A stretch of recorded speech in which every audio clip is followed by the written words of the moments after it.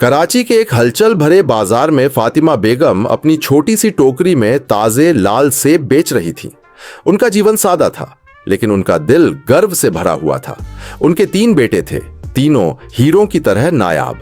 सबसे बड़ा कैप्टन जावेद अहमद पाकिस्तानी फौज में सरहद पर देश की हिफाजत कर रहा था। छोटा बेटा असगर अहमद उसी शहर का एसपी था और सबसे छोटा ताहिर अहमद एक नेक शिक्षक था। फातिमा बेगम को अपने बेटों पर नाज था।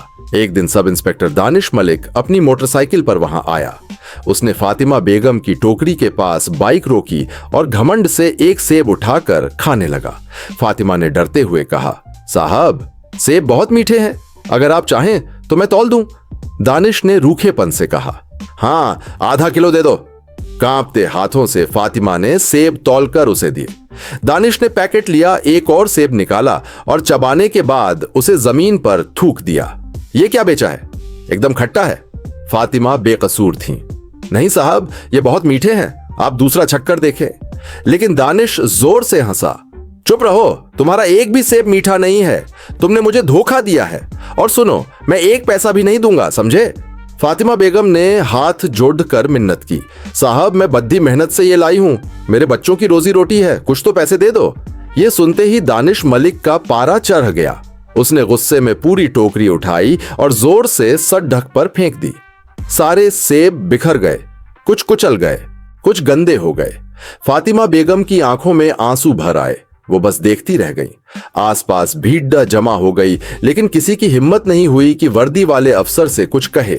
उसी भीड़ में एक नौजवान बिलाल अपने मोबाइल पर यह सब रिकॉर्ड कर रहा था।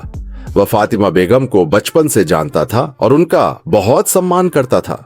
उसने बिना एक पल गंवाए वो वीडियो सरहद पर तैनात कैप्टन जावेद अहमद को व्हाट्सएप पर भेज दिया। हजारों किलोमीटर दूर देश की रक्षा में तैनात जावेद ने अपनी मां का यह अपमान देखा तो उसका खून खौल उठा। उसके हाथ कांपने लगे। उसने तुरंत वो वीडियो अपने छोटे भाई एसपी असगर अहमद को भेज दिया। असगर उस समय अपने ऑफिस में एक जरूरी मीटिंग में थे। जैसे ही उन्होंने वीडियो देखा, उनका चेहरा गुस्से से लाल हो गया। उन्होंने तुरंत मीटिंग रोक दी। उनकी आंखों में भी आंसू आ गए, लेकिन उन्होंने खुद को संभाला। वो एक एसपी थे, उन्हें भावुक होने की इजाजत नहीं थी। उन्हें कानून के दायरे में रहकर इंसाफ करना था। असगर ने तुरंत एक योजना बनाई। कराची के एक हलचल भरे बाजार में फातिमा बेगम अपनी छोटी सी टोकरी में ताजे लाल सेब बेच रही थीं। उनका जीवन सादा था, लेकिन उनका दिल गर्व से भरा हुआ था। उनके 3 बेटे थे, तीनों हीरों की तरह नायाब। सबसे बड़ा कैप्टन जावेद अहमद पाकिस्तानी फौज में सरहद पर देश की हिफाजत कर रहा था। छोटा बेटा असगर अहमद उसी शहर का एसपी था और सबसे छोटा ताहिर अहमद एक नेक शिक्षक था। फातिमा बेगम को अपने बेटों पर नाज था। फातिमा बेगम ने हाथ जोड़कर मिन्नत की, साहब मैं बद्दी मेहनत से ये लाई हूं, मेरे बच्चों की रोजी रोटी है, कुछ तो पैसे दे दो। ये सुनते ही दानिश मलिक का पारा चढ़ गया। उसने गुस्से में पूरी टोकरी उठाई और जोर से सर ढक पर फेंक दी। सारे सेब बिखर गए, कुछ कुचल गए, कुछ गंदे हो गए। फातिमा बेगम की आंखों में आंसू भर आए। वो बस देखती रह गईं। आसपास भीड़ जमा हो गई, लेकिन किसी की हिम्मत नहीं हुई कि वर्दी वाले अफसर से कुछ कहे। उसी भीड़ में एक नौजवान बिलाल अपने मोबाइल पर यह सब रिकॉर्ड कर रहा था। वह फातिमा बेगम को बचपन से जानता था और उनका बहुत सम्मान करता था। उसने बिना एक पल गंवाए वो वीडियो सरहद पर तैनात कैप्टन जावेद अहमद को व्हाट्सएप पर भेज दिया। हजारों किलोमीटर दूर देश की रक्षा में तैनात जावेद ने अपनी मां का यह अपमान देखा तो उसका खून खौल उठा। उसके हाथ कांपने लगे। उसने तुरंत वो वीडियो अपने छोटे भाई एसपी असगर अहमद को भेज दिया। असगर उस समय अपने ऑफिस में एक जरूरी मीटिंग में थे। जैसे ही उन्होंने वीडियो देखा, उनका चेहरा गुस्से से लाल हो गया। उन्होंने तुरंत मीटिंग रोक दी। उनकी आंखों में भी आंसू आ गए, लेकिन उन्होंने खुद को संभाला। वो एक एसपी थे, उन्हें भावुक होने की इजाजत नहीं थी। उन्हें कानून के दायरे में रहकर इंसाफ करना था। असगर ने तुरंत एक योजना बनाई। उन्होंने अपनी एसपी की वर्दी उतारी और एक आम नागरिक की तरह साधारण शेरवानी पहनकर उसी थाने पहुंच गए जहां दानिश मलिक तैनात था। वहां पहुंचकर उन्होंने एक आम आदमी की तरह पूरी घटना की शिकायत दर्ज कराने की कोशिश की, लेकिन सब इंस्पेक्टर दानिश मलिक और एसएचओ कामरान अली दोनों ही उनकी बात सुनकर हंसने लगे। उन्होंने शिकायत को रद्दी की टोकरी में फेंक दिया।